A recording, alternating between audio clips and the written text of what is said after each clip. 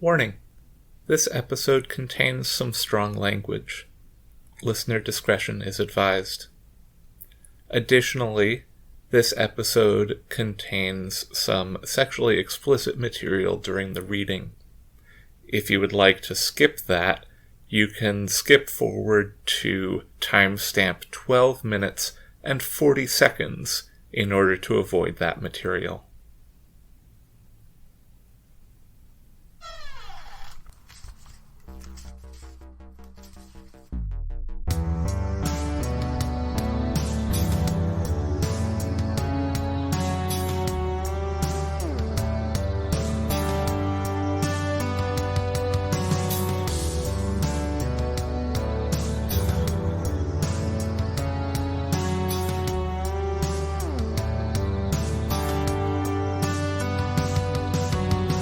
Hello, and welcome to Tales from the Trunk, reading the stories that didn't make it.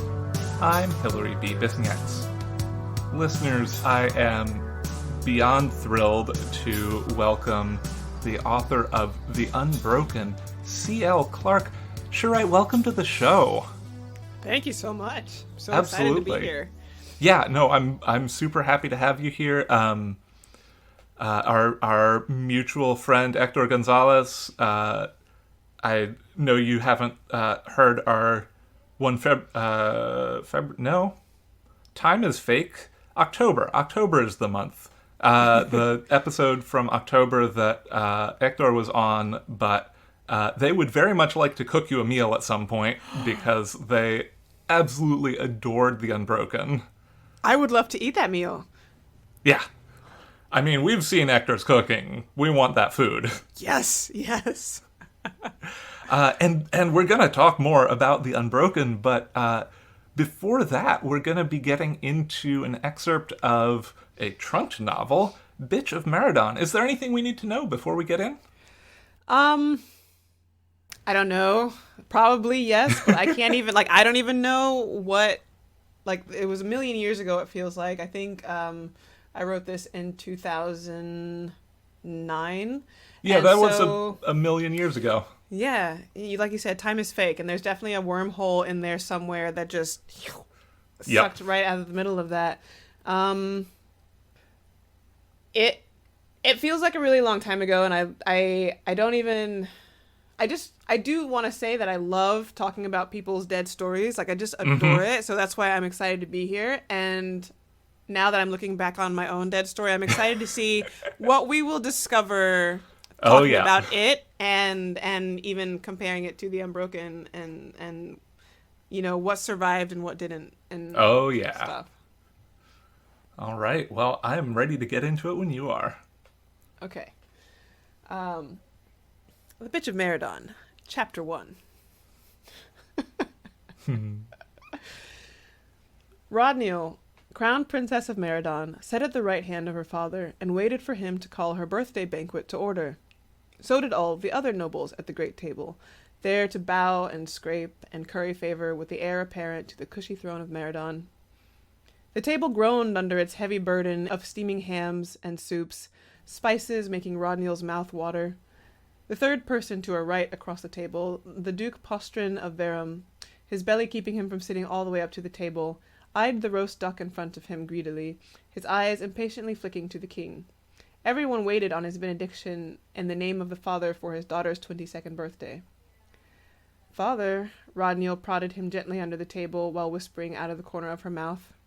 She was also eyeing the roast duck greedily.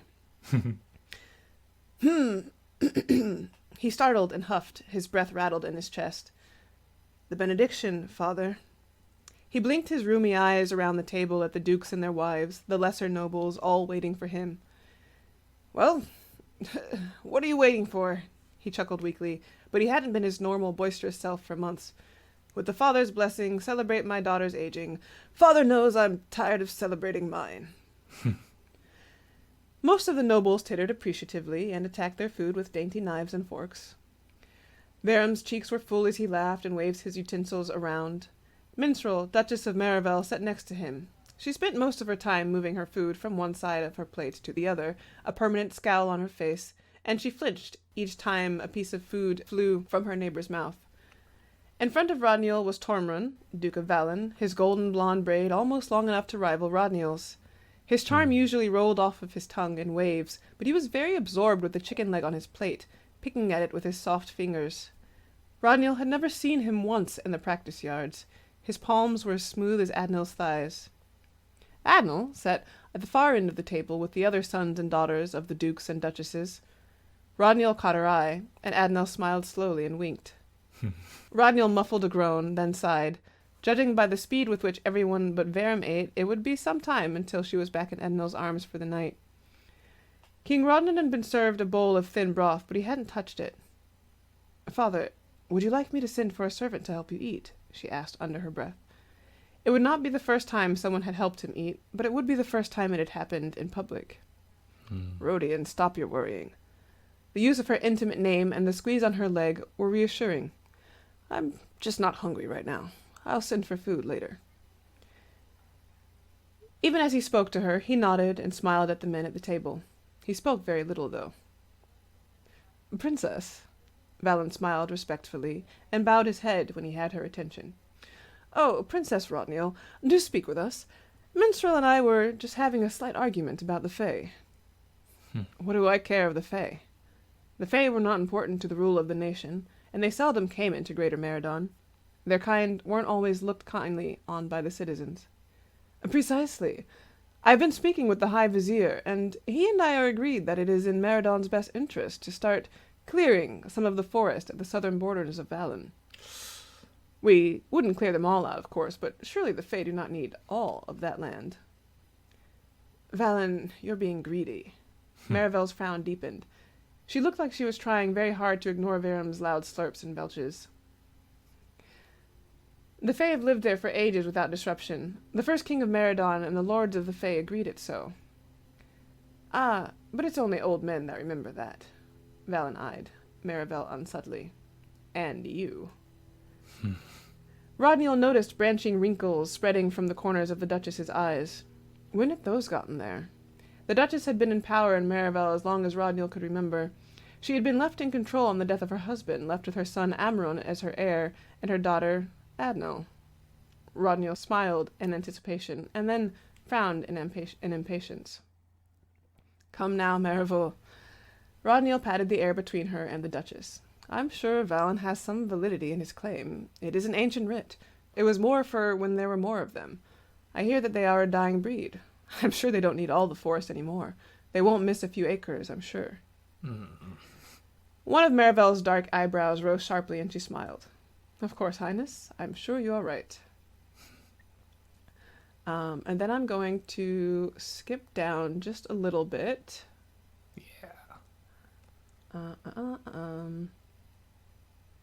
Adnil was already in Rodneil's chamber. With a nod, she dismissed the servants in attendance. With the door closed and the windows cast open, the moonlight starkly highlighted Adnil's cream nightgown, her pale shoulders, her high cheekbones. It cast her blue eyes in shadow. The spring breeze brought the sound of the town's revels and ruffled the layers of her clothing, which, Rodneil admitted, wasn't much clothing at all. But she had no problem with this. Rodneil shrugged out of her blue doublet, and then Adnil was there, helping to unbutton the cream chemise beneath. The breeze was even colder on her bare skin, and Rodneil got goose flesh where Adnil's fingers touched and slid across her skin. Rodneil shivered with delight, with anticipation, and caught Adnil's mouth with her own. She wove her hands through Adnil's dark hair, her fingers tightening when the other woman's fingers brushed a nipple. "Ah," Adnil sighed as her neck was pulled back. Rodneil placed delicate kisses down the woman's long, pale neck, and then sucked firmly. It was the fashion to wear high-necked gowns, and for that Rodneil was grateful. Rodneil was not sure Maravel would approve of the nature of their relationship. Not many nobles did, because it didn't produce any heirs. Any head of house, so inclined, would be expected to furnish a consort. Not that any nobles did. As Adnil's nightgown slipped from her shoulders and bared her body, Rodneil decided that she would be the first. At a tug in the waist of her trousers, Rodneil looked up. "Rodian." A breathy sigh in her ear, Adnil's warm breath sent a pleasant chill running down Rodneil's back and into her pants. Another insistent tug. "Rodian." Almost a moan, a cross between false annoyance and real desire. A lot of desire. "Rodian, not like, you'll ruin the, The silk. With one hand, Adnil held Rodnil's knee back. With the other, she undid the ties on Rodnil's tight, knee-length breeches. The awkwardness of her trousers, tangled between her legs, left Rodnil no choice but to kick them off over her hose. And your... Oh, the father's balls. Oh my god. Adnil's hands tangled in Rodnil's hair as the princess's hands roamed intimately. Highness, Rodnil was taken aback for a moment. She and Adnil had agreed to ignore titles when they were in bed together. Then the innermost door to her chamber rattled, and the voice came again louder. Highness! Huh? Rodnil's voice caught in her throat as Adnil shrieked and clamped Rodnil's head between her legs in her hurry to cover herself. The door burst open, and a harried servant burst in, hair disheveled and a livery jacket askew as if he had run there and hadn't had time to compose himself. Father's damn cock! Rodnil roared, tearing herself free and glaring at the servant, holding a sheet across her waist. What in fate do you want? The man stared, wide-eyed, between the two women, his gaze notably resting on Rodnil's uncovered chest, because Adnil had hidden completely underneath another blanket, only a tuft of her brown hair at the top to reveal her identity. Well, Highness, he bowed belatedly. The king... Rodnil's anger at her disappointed ardor quickly disappeared, and she scrambled for the breeches she had kicked away. What about him? Well, turn around. Don't think I'll let you gawk and tell your brothers in the servants' quarters. The man was veritably trembling. He asked for you, my highness. He may be dying. Her body went cold. She tossed aside her chemise and threw on Adnil's nightgown, sprinting from her chambers to the corridor. It was empty except for the odd servant, tidying from the evening's feast. The servant who had sent for her struggled to keep up. Rodnil could hear his labored breathing and halting footsteps. Her own feet slapped against the bare rugs as she raced to her father's sick room. She knew the way to it as well as her own room. Her father had lived in these rooms more than his rooms of state lately. He said all the pomp bothered him when he could barely breathe out of his own lungs. He had been sick for so long. How could she not have acknowledged his death as a possibility? She had worked so hard to keep him hale and sturdy. Oh, father, please. And she wasn't sure if she was pleading for her father to recover or the father above to intervene. We'll stop there. Ooh, that was a delight in more than one way. One of my favorite things about doing this show is finding the places that we as authors have forgotten about and just can't help but, break the fiction for a second. Oh man, that was a ride. I think right at the start of the second season of this show, I asked one of my friends to turn the tables on me and host the show for me so that I could read something, and it was certainly a trip. It was definitely one of those things that I wrote before I had learned, you do actually have to read everything aloud to know how it sounds, because your eyes will just skip right over the bad words in, the badly placed words. No words are bad. George Carlin told us this, but the poorly selected words. Yes. And yes again. Yeah. Even just thinking about it for this podcast, I kind of murmured to myself as I was reading through just to know roughly where I would be, and it didn't. I just skimmed so much of it. I got nothing tripped as much as out loud, but yeah. That's fair. And again, this was written, a whole millennium ago in 2009. Yeah, I feel like a completely different person. I've certainly learned a lot more, I don't know, a lot more about tropes, a lot more about pitfalls and stuff, and yeah, so. Mm-hmm. Was this a NaNoWriMo novel? It was. It was my first ever. Oh, man. First ever Nano and first ever completed novel. That is fantastic. We are of course, speaking to you from the far distant future, or rather, we are speaking to you from the far distant past of, what is this? It is November 26th, so you, anybody who in Nano. is, yeah, you're all in Nano right now, but listening to this, you have finished your novel, possibly. You've done a great job regardless, because any words written in November are a win. And hopefully you're taking a well-earned rest right now. Mm-hmm. As I mentioned at the start of the show, though, one of the things we want to talk about is your fantastic novel, The Unbroken, which was also a NaNoWriMo novel, and is now a book that you can go and buy at fine bookstores everywhere. Uh-huh. That one was not intended to be a Nano novel, but I knew that I would use Nano to make a good chunk of it, like a good chunk of headway. And so I waited, I did all of the prep in the months leading up to it, and I officially started in November, and then carried on throughout. I think I got like 60K maybe done in the month, and then Not kept bad writing at all. it. Yeah. I mean, that's like 2,000 words a day. That's not nothing.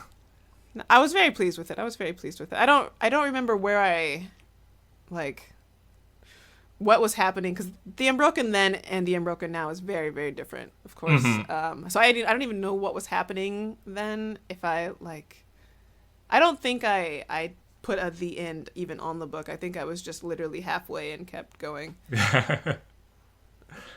I mean, that's every I've won 2 NaNoWriMos of the half dozen I've participated in, and I have not finished a book in NaNoWriMo. I've gotten 50 some odd thousand words, and I think I maybe last year kept writing a little ways into December, and then was just like, I am exhausted and I am going to put a pause on this, and then never picked it back up. I think the Bitch of Maradon, I did hit the 50K and end mark or thereabouts, and I'm sure if I were to read the whole thing through, you would be able to tell, because it wants to be an epic fantasy. Like, that's what I write. And so, an epic fantasy, that 50,000 words is 1/3 of the book. Yeah. and so to have this, to be looking at it right now, I just can only imagine what's actually missing. Yeah, I was going to say 50,000, Brandon Sanderson writes that at lunchtime. That's like a prologue, day. Yeah. Yeah. It's wild how that happens, and it's also it's really useful to know how to use NaNoWriMo, and that it sounds like, certainly for The Unbroken, that's something that you took full advantage of. NaNoWriMo is not a time to be particularly precious with your words or ideas, because you're writing... I mean... some people write at that speed and can write a fully formed novel that doesn't need very much work in that time. All the more power to them. I could personally never. But, it's a time when you're in community and you're getting the words out. Yeah, I mean... I definitely think that the community is what's in it for me, because at this point I do write more or less full time, so that is kind of my expected output when I'm drafting. Revision is a different story entirely. So hitting 15 to, sometimes if I'm lucky, it'll be a 3K day, but that's when I'm super in flow, hitting towards the end of a book type thing. But yeah, so a 2K a day type is a nice steady average usually, but I'm usually doing that by myself, and so that's really, really lonely. Yeah. And so I do look forward to November, and I haven't actually officially signed up, I don't think, for any Nanos Maybe I did last year, but I haven't been doing it regularly, and I feel like it's just the buzz alone of people talking about it and like like writing groups and stuff just gives me the oomph to. Yeah, for sure. And I think like my perspective on NaNoWriMo and the need for like signing up on the site has shifted over the years, and I imagine this is the same for you as well, where like, in 2009 I did my first semi NaNoWriMo in 2011, where I was already working on a book and was just like, I'm gonna finish this in November. I, spoiler alert, did not. Finished it in like August of the following year, I think I wrote the end. Yeah, you finished it. I finished it. Yeah. It was problematique, but I finished it. But like, when I did that in 2011, like, I didn't have the writing community that I have now, where like, we know so many writers that, we don't need to be tracking the words on the NaNoWriMo site to be staying hype, to be, tracking these things with our friends. Right, exactly. And now that it's my job, I don't. It would, the Nano site itself would, like, seeing the little bar go up and stuff, it would be a big part of the accountability and everything. But now that it is my job, I am accountable to my paycheck. Yeah. Yeah, I mean, it is nice to see the numbers on the graph go up. Yes. Line go up feels real good. But, Yes. But I now have that on my Scrivener. Second. I have that on my Scrivener. There's the little bar that counts up. So that is still very important to me in my process.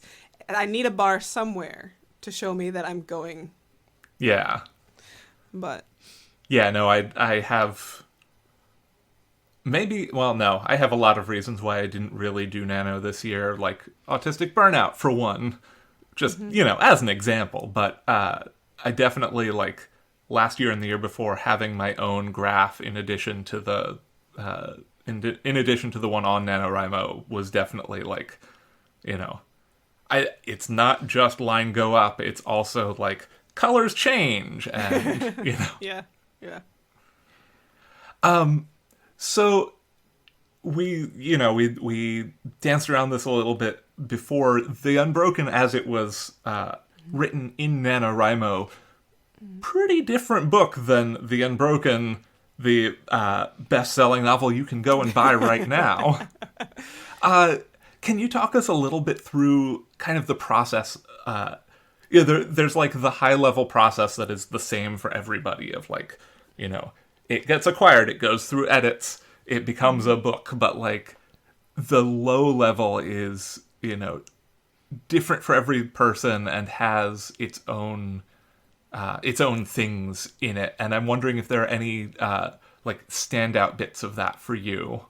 Mm-hmm. I think on the whole, the process, there are parts that are very, very typical, and then there are parts that are very atypical.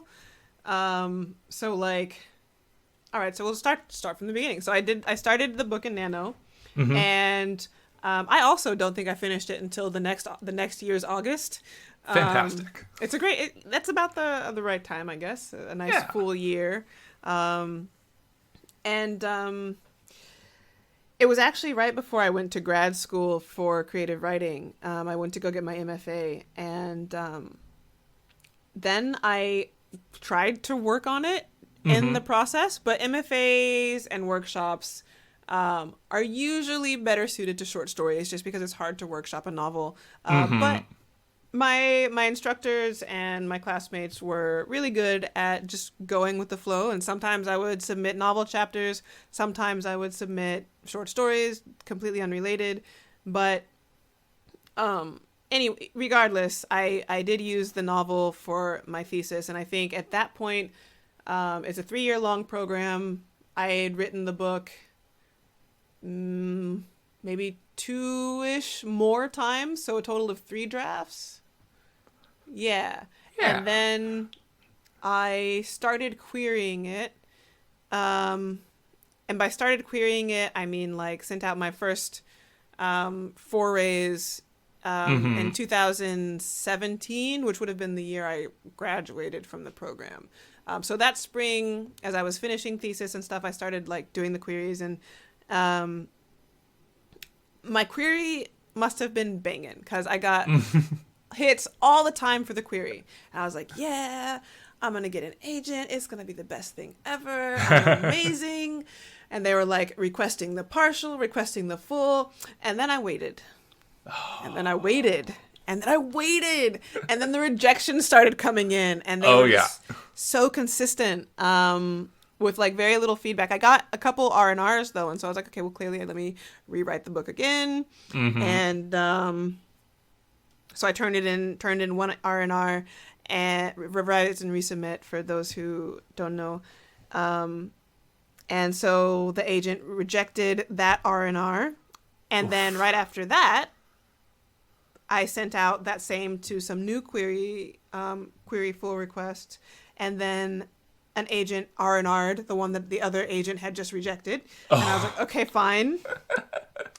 But at that point, I was just so beaten down. And this is probably like the end of 2017. So this wasn't even like a long haul thing. This is just the first year of querying. And I was like, this sucks. This is awful.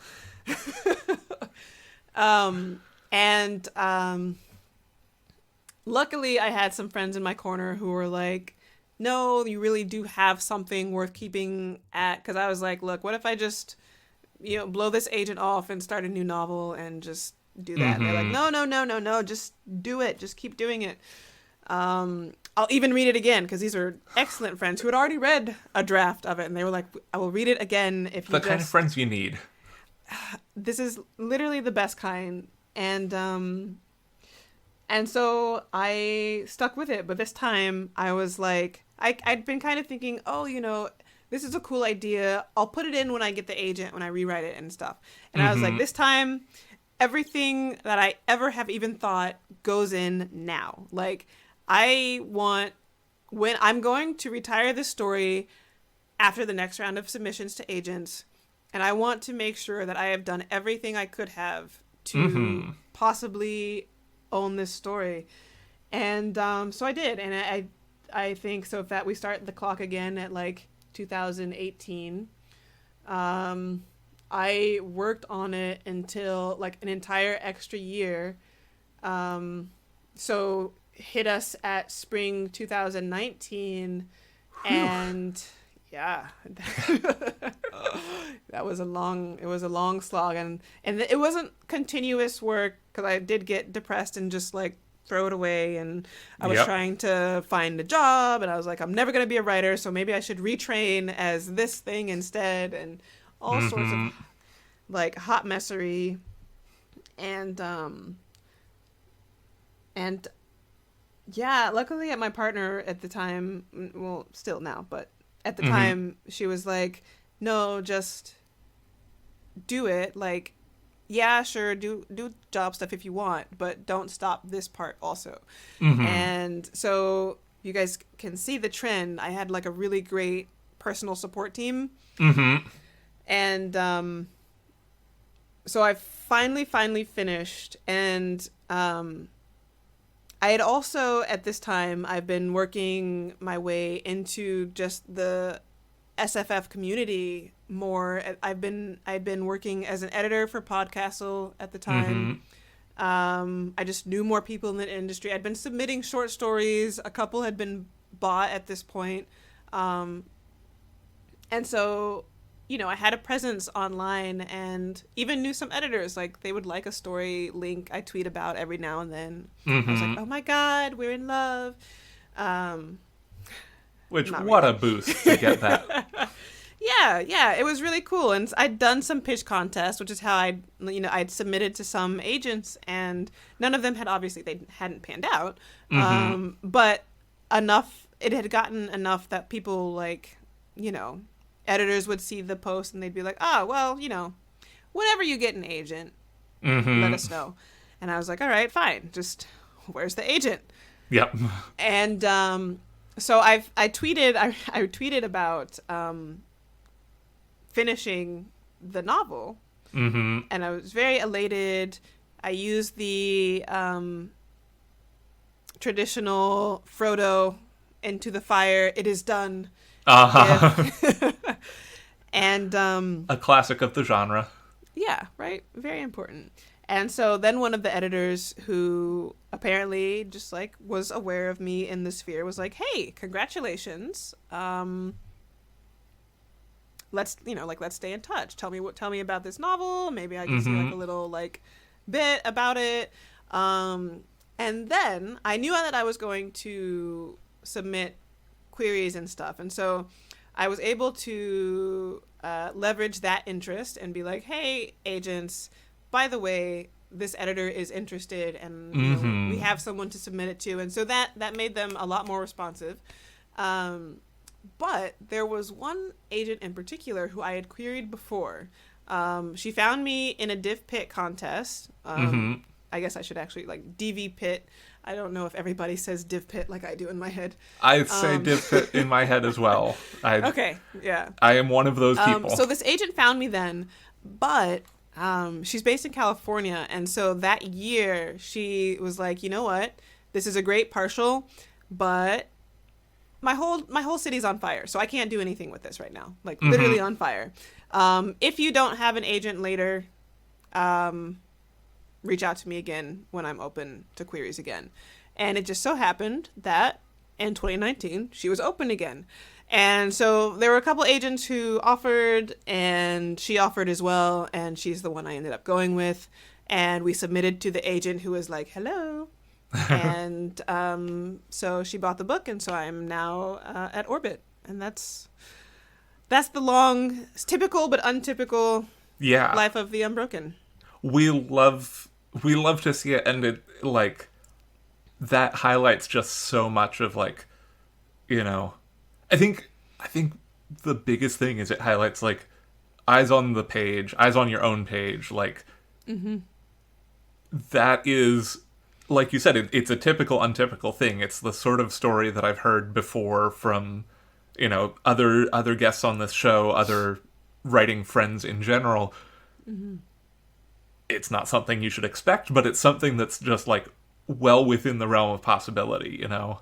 And the result is a great book that you can go and own. And I mean, I think so much of it, like I credit so much of that success moment to the fact that I did just stop stressing about the book, and I went and started doing other things that fulfilled me in the community. So like I started editing, I got into short fiction, I just like I broadened my range, and I got to know people, and I think that helped a lot. Yeah, it both in terms of the craft aspects and also just in terms of the like community support. Yeah. To go back to what you were saying about when you decided on that second or third R&R to just throw everything that you loved that you wanted to put in later, to just throw that in now, is like such... I don't know, it almost feels like a benediction of just like, you know, do the thing that you love. Like, put the things that you love about the story into it now. Don't worry about, like, waiting till later. Yeah. Because I think your joy is what other people's joy will be. I think it was part joy, but also I think it was labor. I was afraid of the work. Like, to make this change here would mean overhauling this change, and to make this change here would mean overhauling this. And I think I didn't want to. I wasn't ready to commit myself to the work. And I mean, that's the thing. Like, writing a good novel is work. Writing a bad novel is work. Like, writing a novel is work. Writing any novel is work. And you have to put the time in. And you, no matter what, are going to have to go back through, and things won't work. And I think that was probably the most valuable lesson I got out of that stretch of a year, was if you want to do something right, you need to take the time to do it. And that's never going to go away. It's always going to be the case. And you can be happy with something that is not like, quote unquote, objectively perfect or your best work. And sometimes that's fine, but at this point I realized that it wasn't fine, because I was like, if this is the only chance I have to do this, would I do it like this? And the answer was no. So I had to go back and do the work. Yeah. As they say. Yeah. I am not a programmer, but I do computers as my day job, and sometimes that does mean writing programs. And what you're saying about, like, sort of just those cascading changes is so familiar to me, both from the fiction level and also from the code level, because sometimes you're like, sometimes you just write the thing the worst possible way because you just need, like, I just need to flip this one bit and I can't get it to work any other way, so I'm just going to, do it the bad way now. And then you realize, like, you get to this point where you're like, oh shit.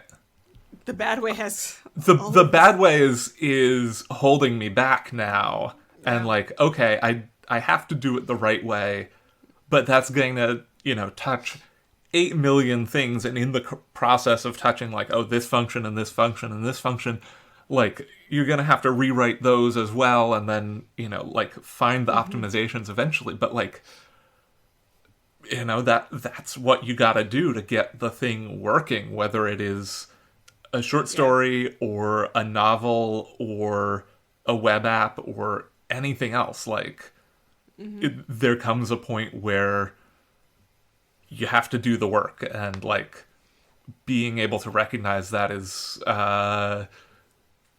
something that I stick my head in the sand about a lot, but something that's super important. For sure. Yeah. Yeah, and it's like, it can be scary, because sometimes you, like, doing that just means, like, oh, I should just rewrite the whole thing. And sometimes it does. Sometimes it does. And so you do that for an entire extra year. Yeah.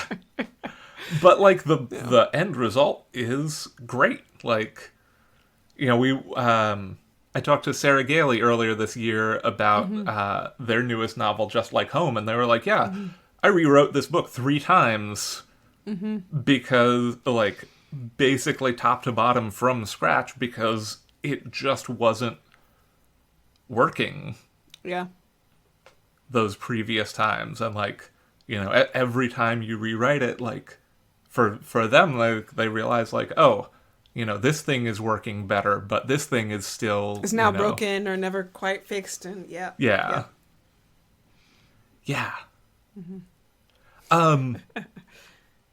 So can, for listeners who maybe have not heard of the Unbroken, can you tell us a little bit about that? And then there's a sequel that's coming out on March 7th in the US, March 9th in the UK, The Faithless. Yeah. So The Unbroken is a story that's inspired fairly loosely in my colonial studies of the relationship between France and North Africa, but also just colonial studies in the world in general.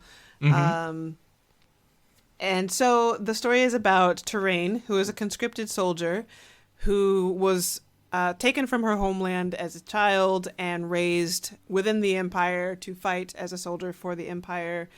And she's brought back home, her and a selection of her peers, to stop a rebellion that has cropped up in her homeland. So people she's been estranged from for all of her life. And the princess is also there to stop the rebellion as proof that she is ready to take over her throne from her uncle, the regent. And shenanigans ensue, loyalties are tested, stuff gets blown up. Yeah, we love to see it. Yeah. Feelings are had. Yeah.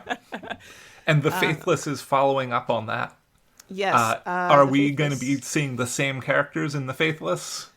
Yes, you will be. The people who survived will be in the Faithless, and we will also get some bonus points of view from people you have been introduced to in book 1 in the Unbroken. And so I think I'm actually very excited about new points of view and also some new characters who were mentioned, and you get to see them fully fleshed out, but they were in the Empire at the time, so you didn't get to meet them. Mm-hmm. But we will travel to the Empire for some of these points of view, and I really like them a lot. I hope you guys do. Fabulous. I am excited as all get out for this book. Pre-orders are open right now for The Faithless, and again, that'll be out just in time for my birthday on March the 7th. And happy birthday in advance. Thank you. So I'm looking forward to that. I just, as we were finishing up that lovely little promo segment, I just heard this weird sound on this blue police box showed up in the room, the podcast room. And I'm wondering if we could step into this time machine and go back, if there are any words of wisdom that you can offer to early career Cherea, and by extension to some of our listeners. I think that part of it is going to be the do the work. Mm-hmm. Just like be patient enough to take the time. And I think that for those of us writers who are natural readers, which is very, very many of us, we've been devouring stories all this time. I think we have internalized certain aspects of good storytelling. And we're also, we want to learn in general to continue to get better as craftspeople. And I think that there is often an impatience to just get to the commercial side of things. Like, I'm ready to sell the book. I'm ready to get the agent. I'm ready to have the readers and the fans and all of that stuff. And I really just cannot emphasize enough the patience required to continue to work on the craft itself and work on what you want to do in your art. And even after you have gotten the agent and gotten the deals and gotten the audience, there's still patience required to make sure that you are doing the job right. And the definition of right is different for all of us. For some people, it's like, I want to make sure my plots are banging. For some, it's, I want to make these characters feel like the most realistic people you ever met. And for some, it's, I want to philosophize really well or something like that, and like break open groundbreaking ideas. Like, whatever it is for you, you're always going to have some leveling up to do. And I would urge you to be patient in that process. Yeah. Yeah. And that's something that is like so vital and so hard to do sometimes, like to just have that patience. And that's, I think, something that, like, whatever practice it is that you're doing, like, is so important to, like, whether you're, running or weightlifting or doing martial arts. Yeah. Or archery. Like, yeah. I took up archery as like a fun hobby this summer, and like there's so much of it that I think I wouldn't be as good at if I didn't have my writing and Aikido practices to be a model for it. That like, I can... Hillary a decade ago would not, like, one, they were 25, they were fucking punk, like, they would not have been able to be chill with not being good at a thing right out of the gate, and, like, would not have been chill with making incremental progress in a long game. Yeah. I think I would have had a similar... In fact, I was quite certain that I was going to be published in like a year at the time. Just like, oh, yes, my destiny is there. And yeah, so I definitely needed that advice. But also, I think the advice helps because then you don't, like, when it doesn't happen, and inevitably something's not going to happen when you think it should, you don't internalize it as your own failure. And sometimes it is your failure. You did mess up, but those times, and the times when you're just beating yourself up. And usually we're just beating ourselves up. Yeah.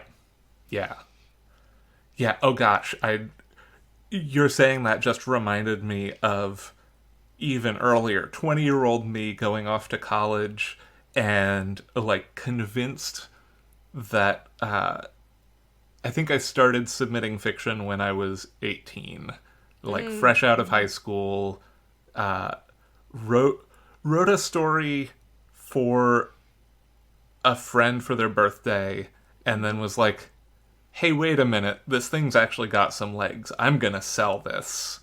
And, like, become an overnight sensation off of, mind you, one short story sale. And was, hung all of my hopes off of this, that, like, I was gonna go to college already having sold a story, and like, like, I was going to college for creative writing when I finally decided I wanted to go to college. But part of my brain, because I was 20, was convinced that, I was going to go basically as, like, a flex. Like, I was going to show up, I've already sold the story, I know how to do this. And, like, thinking about it now, I'm like, oh my god, they were such a punk, like... Oh, man, I could just imagine you showing up in, like, my workshop, and I'm like, who's that kid? I mean, I have a lot of love for the person I was then, but also, oh my god, what a punk. And I'm, like... I'm so glad that I had just incredible professors pretty much my whole time through, who were like, able to be like, it's okay that you have not sold a short story before you even got to college, and B, like, slow down, kid, you're gonna be okay, like... This is not an overnight thing. This is a long game. I didn't even know about selling stories, honestly, until college. And then it was my program was like, because I did study creative writing in college, undergrad, but it was more literary fiction based, and so I didn't even know that you could sell genre short stories, except for I vaguely knew about the like Writers of the Future contest and stuff, and so that was kind of like, oh, this is the way to get famous, is I write to the Writers of the Future and stuff, and I didn't find out until much later the issues involved just with that, let alone the fact that I was wrong, and that there were places to actually sell stories for money, right, and like actual magazines and readerships that I could subscribe to them. I had no idea. I didn't find out about Tor.com until I was graduated already. I don't even know how that got on my radar. I think I just liked Tor, and so I just went to their website one day and I was like, oh, hold up, they've got fiction with short here. Stories. Yeah. And yeah, I guess that was kind of the beginning of the end. I would print off all of the short fiction and just like read it and like, okay, now, and so I knew how to analyze fiction from my lit class and like study it as a writer and all that, and that's when I really was like, all right, my professors, well, they were supportive and kind. Most of them were like, well, how about you do something a little bit more literary instead of Yep. this fantasy Yep. thing? Same. And I was like, fine, whatever. It's boring now, but whatever. No, I did actually. I enjoyed the classes. I enjoyed the stories. I learned a lot from them. But I knew that I wanted to try and take the things I learned in that class and then put them in fantasy and sci-fi. And I now realize people were doing it. And so that's what I started doing, but also kind of had the idea for my novel around the same time. And so for the next few years, it was just bouncing between one and the other. Yeah. And I didn't sell the novel obviously until later, but I also didn't sell the short fiction until later. Like my first short story I sold, another story that got rejected quite a lot actually. I sold it to Faya in 2017. Oh yeah. It was called Sisyphus, and it was very Sisyphean to get it published. Because I by then I knew about like Queers Destroy Science Fiction and stuff, so I'd submitted it there. Got a lovely rejection, my very first personal rejection. Oh, nice. What a place to get a personal rejection from. Yeah, I was like, all right, well, the queers are going to destroy science fiction without me, but that's fine. I don't care. Just do it. And that was from Shannon McGuire, I think. And that was like, I was like, wow. But also I got a lot of form rejections before that, so Yeah. keep me humble. And then it finally sold to Faya at the end of that year. So yeah. No, it's I very much remember like for the first 2 years of undergrad, like actively resenting the literary stuff. And then first year and a half actively resenting the literary stuff. And then I had like a breakthrough professor who was like, okay, one, write whatever the fuck you want to.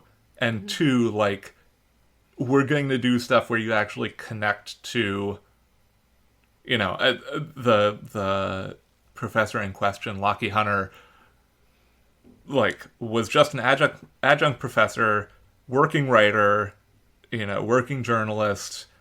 I took pretty much every class she offered from that first fiction workshop class that I took from her. And, like, I think partly because her background was being a working writer and doing fiction and nonfiction, that, like, I could better connect to, like, okay, we're going to do, like, style matching. We're going to, practice, like, read this story, write an excerpt of this story that doesn't exist, and just put it in the middle, like, fit it into the story wherever you can, like that sort of thing. I like that. And it wasn't often what we did in the workshops, but I like that kind of stuff a lot. I love craft books. I have tons, but because I like these exercises, and they're it depends on the teacher you have, but yeah.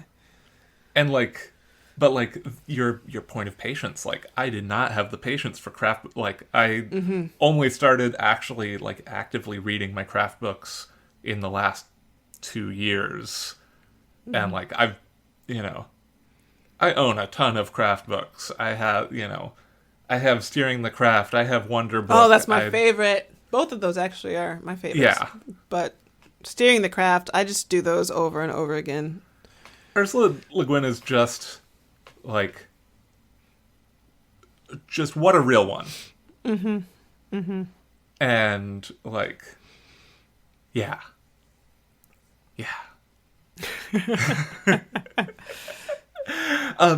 So other than craft books, which we could have a whole another hour conversation on, have you been reading, watching, listening to, playing anything that is just pumping you up right now, and you really want to make sure that our listeners know about it as well? Yeah, so I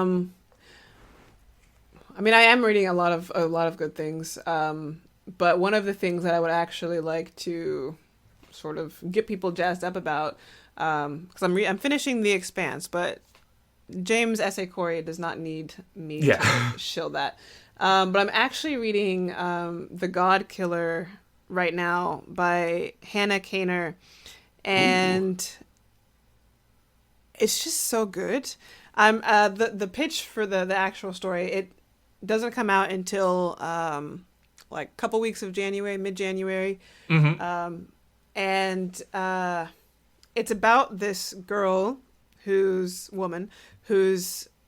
family was killed by a god, and through a different god's blessing, she managed to stay alive.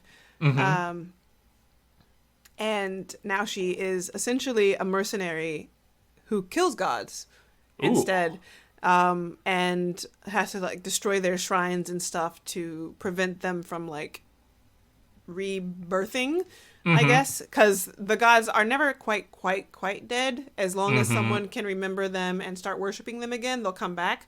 So it's kind of a war of attrition, but she goes around and kills them anyway, and they're gone for like a year or two, and then she goes back. Like that kind of thing is what it seems like. And I'm really, really just enjoying myself. So I would highly recommend. That sounds fantastic. Yeah. Excellent. Man, what a concept. It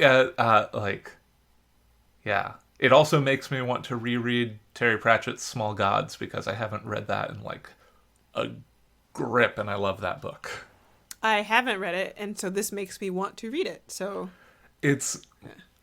so if anybody wants to understand how I think about belief, the best way to do that is to read Small Gods and Hogfather by Terry Pratchett, which formed so much of my like theological and like mythological understanding.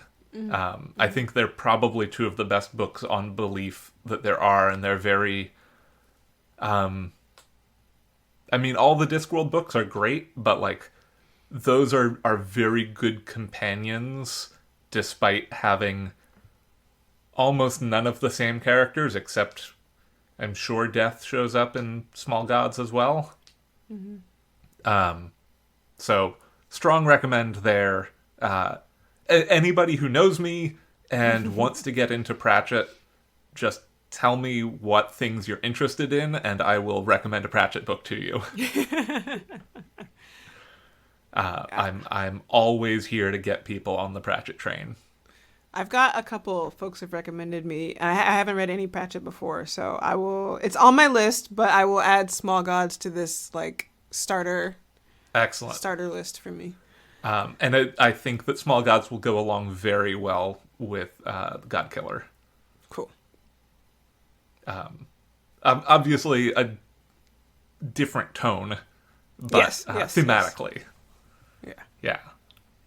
Well, before we get going, and I know this is a little bit up in the air because, you know, it is November, the elongated muskrat hasn't yet killed Twitter somehow, but like we don't know. Where can our listeners find you elsewhere in the world?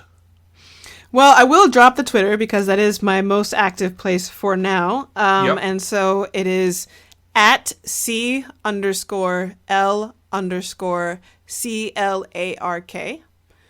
And my website is just clclarkwrites.com.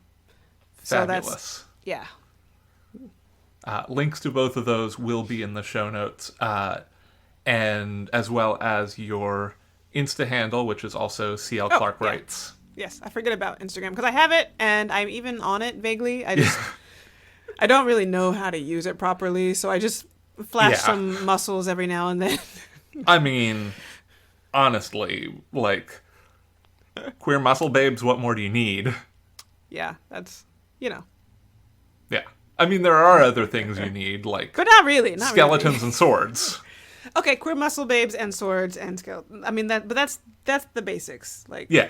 3 food groups. Yep. Maslow's hierarchy of needs. Yeah. I don't know.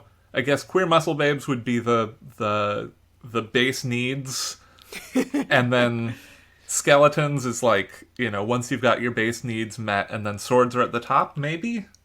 No, I think swords would be in the middle. Swords would be in the middle for me. Yeah. Because skeletons, I need them, but I think I need the sword first. Yeah. Just yeah. Well, especially if you're one of the belligerents in the skeleton war, like, you got to be able to do the war before the skeletons are here. Yeah. Yeah. Well, Cherea, it's been such a pleasure having you on. Really can't imagine a better person to have on for our final episode of 2022, which seems wild. Time is absolutely fake. But this conversation, very real. If I may, there's something that I noticed as I was reading, and I just Please do. sort of wanted to mention it, partly because of the nature of time and Trunk stories and the things that we learn in between them. Like, as I was reading, there are a few things that I realized the way I was writing, I hadn't really started to interrogate. Like the way I was writing about one of the characters. I don't think I would write that today. It's like, I feel like there's a certain amount of, the phobias in fiction, in fantasy in particular, but just in fiction. And like, so much of that gets internalized. This is just the way you do things. And so like, there's this character, I think I would say I certainly wrote pretty fatphobically, and I don't think that I certainly wouldn't do that today, but I just don't think that I was thinking about that consciously as a writer and aware of, like, just aware of things. And the other thing is that I think most of my characters in this novel are white, and for those of you who are listening, I am not white. Yep. And so there are things like that I know are in this book that I just internalize as this is the way you write in this genre. And like I said, this is 2009, and this is the first book I ever wrote. And like, I'm so glad this is not the book that got published, but I also think that I needed to do this so that I could learn. And like now it's sort of a continual learning process that I am not infallible. I did not just, I do need to have that patience to continue to make the effort to change and learn and write. And, it's very humbling. It's very humbling. And just makes me very aware of the ways I was, Yeah, the things we internalize are it's so hard to get those out, and it's really good to be able to look back and acknowledge them and be like, oh, that was fucked up, and I wouldn't do that now. Yeah.